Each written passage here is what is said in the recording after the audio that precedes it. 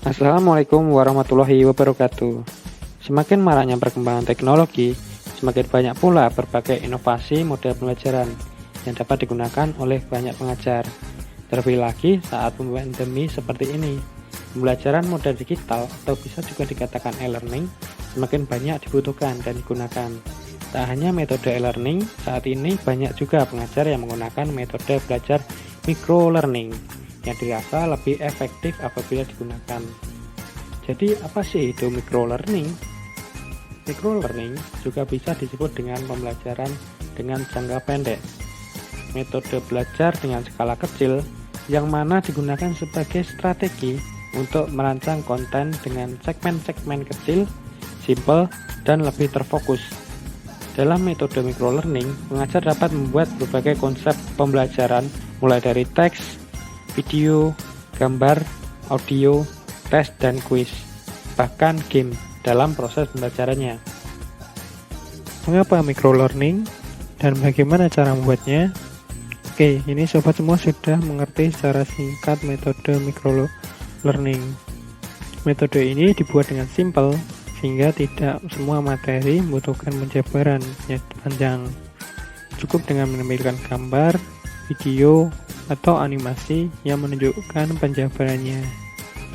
Dan jangan sampai membuat micro-learning yang memakan banyak waktu ya. Karena kalau panjang durasi videonya, berarti bukan micro-learning namanya. Lalu bagaimana micro-learning yang efektif? Micro-learning yang efektif merupakan metode yang tersedia sesuai kebutuhan karena memiliki kelebihan, yaitu materi yang disajikan lebih spesifik disertai dengan contoh praktik yang sesuai dengan masalah yang ditemukan.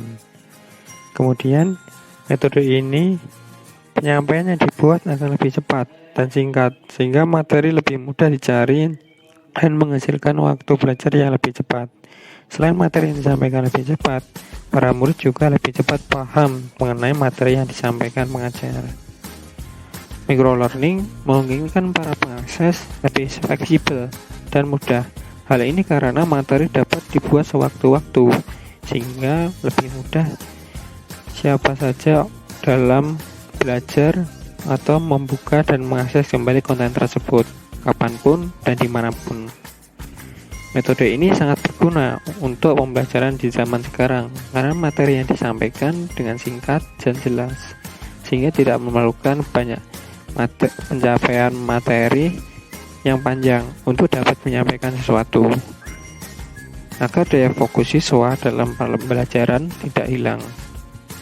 Itulah beberapa manfaat, pengertian, dan ciri-ciri micro-learning yang efektif. Sekian, Assalamualaikum warahmatullahi wabarakatuh.